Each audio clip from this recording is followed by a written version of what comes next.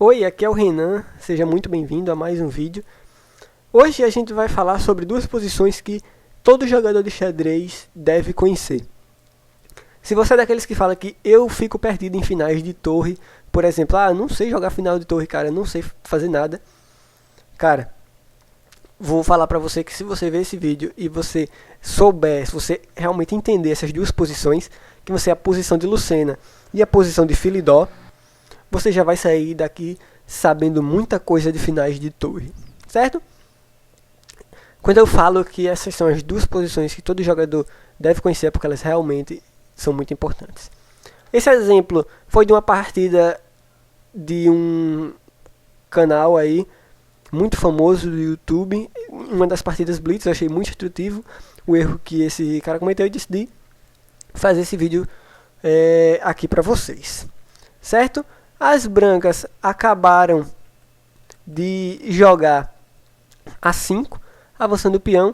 Seguiu aqui algumas trocas, bem tranquilas, né? Trocas de peões e tal.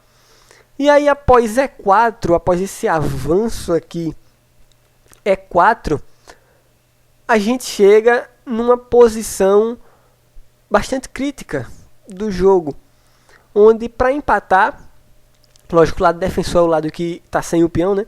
Esse peão aqui agora vai tentar promover em algum ponto. E o lado que está sem o peão vai tentar empatar o jogo. E o lado que ele fala, né, que ele deixou o empate escapar, quando ele poderia ter jogado, por exemplo, torre A3 nessa posição. Por quê?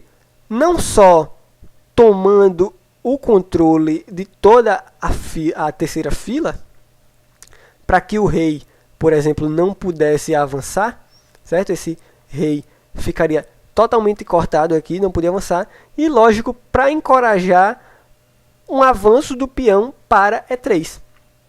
Por exemplo, agora, se o peão avança para E3, simplesmente leva-se a torre lá para a última fila, onde de lá vão ocorrer vários cheques. Por exemplo, se é 2 aqui, é só trazer o rei. E aí, depois que o rei voltar aqui, por exemplo, agora a torre vai estar disponível para sair dando cheques. A torre está deitado aí no rei negro e não tem como escapar. Por exemplo, não importa para onde o rei vá, vai ter cheque aí, né? Lógico, se o rei vier para cá, né? Simplesmente aí é que acontece o empate mesmo, né? Depois de torre toma. Enfim, mas aqui nessa posição ficam-se os cheques. Se voltar, simplesmente só continuar dando os cheques e o rei não tem como escapar. Essa posição aqui é a chamada posição de Philidor, onde encoraja-se o avanço desse peão. Se não for o avanço desse peão, tá? Enfim, por exemplo, a torre, sei lá, tentar ficar ao longo da segunda, enfim, é só você se manter ao longo da terceira fila, tá? Você se mantém ao longo aqui da terceira fila, e aí, por exemplo, após torre A2, enfim, você fica se mantendo ao longo da terceira fila, mesmo que o rei tente contornar, pegar aqui o controle dessa casa, é só você simplesmente ir lá pro final, e aí depois que o peão avançar, você vai lá pra cima, torre H8, né? E enfim, não importa, você agora começa a dar cheque em todo canto, e aí o rei negro não tem como escapar de todos esses cheques. Ok? Como eu falei, essa posição de Philidor aqui, por exemplo, aqui, né, após E4, as condições básicas, lógico, não precisa ser necessariamente igual a essa posição, você pode, a posição de Philidor é um conjunto de regras, mais ou menos. Por exemplo, o rei o rei defensor, né, ele tem que estar próximo à casa de promoção. Lógico, esse peão aqui planeja promover em algum ponto. O peão tem que estar até pelo menos a quinta fila, né, do atacante, no caso a quarta fila do lado que está defendendo. Essa aqui é a quarta fila do nosso lado, que a gente que está defendendo. E o rei não pode estar além do peão. Ele tem que estar ou lado a lado ou atrás, tá? Ele não pode estar na frente do peão. Ele não está na frente do peão, pronto, a gente tem uma posição típica de Philidor, onde a gente jogando esse lance, cortando o rei aqui desse ponto e óbvio, encorajando o lance E4 aí por parte dele, o avanço do peão. E aí quando avançar, simplesmente vai lá atrás resolver os cheques, certo? Porém, eu achei muito interessante que na partida mesmo desse famoso youtuber, ele simplesmente jogou torre F7, cheque. E a partida seguiu o seguinte, tá? Vou mostrar o que seguiu na partida. A partida seguiu rei E3 e agora o rei está numa casa muito agressiva.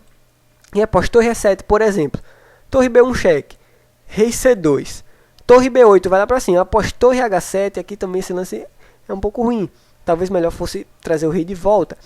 Mas enfim, após torre H7, simplesmente agora seguiu torre D8. E aqui agora é a torre negra que corta o rei branco, que fica fora de jogo.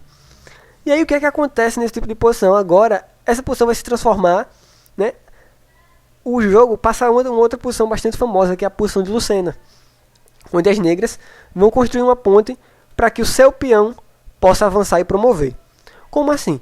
Bom, o primeiro lance já foi feito, né? Numa posição de Lucena, por exemplo, como essa, onde a gente vai tentar promover o peão, as negras vão tentar promover seu peão. Primeiro elas cortam o rei branco da ação, então o rei branco não vai poder vir para a ação mais, está fora de jogo.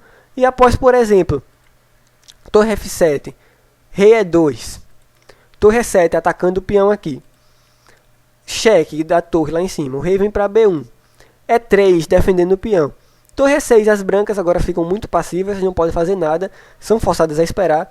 E após rei D2, por exemplo, elas encorajam aqui as brancas a darem um cheque, porque após torre D6, o rei vem para E1, as brancas atacam esse peão novamente, certo? Opa!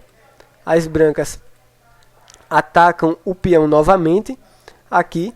E aí após, por exemplo, torre E6 atacando, o peão avança e a gente chega na posição de Lucena de fato, onde o rei defensor está totalmente cortado da ação.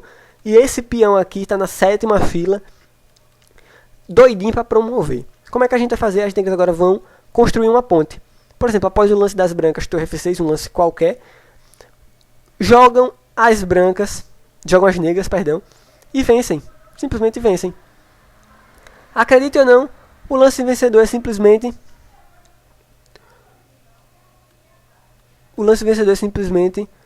torre C4. Fantástico. Por quê? O exemplo meu que auto se explica sozinho. Ele simplesmente agora vai trazer seu rei para cá e aí depois trazer essa torre para cá para avançar o peão. Olha só. Torre E6, por exemplo, atacando, né, o peão, enfim, rei D2, encorajando a torre a vir dar o cheque. E depois que a torre der o cheque, rei E3, torre E6, as negras finalmente conseguem construir a ponte aqui. E o peão vai promover em seguida com o rei totalmente fora de jogo. E foi isso que seguiu na partida, né? Todos esses lances que a gente vê agora seguindo na partida desse famoso youtuber. E, enfim, resta agora simplesmente abandonar para as brancas, porque o jogo está totalmente ganho, certo? Bem, eu espero que você tenha gostado desse vídeo. Conta aí pra mim se você já conhecia, se você não conhecia ainda. E eu espero que você goste, espero que você se lembre, né, dessas armas aí pra gente usar nos finais de torre. Porque às vezes você estuda e pensa, isso aí nunca vai acontecer. E de repente acontece num jogo desse, você não aproveita porque se esqueceu de uma coisa tão básica. Bem, se você gostou, deixa teu like aqui embaixo e não deixa de se inscrever para não perder nenhuma novidade. Um forte abraço e até o nosso próximo vídeo.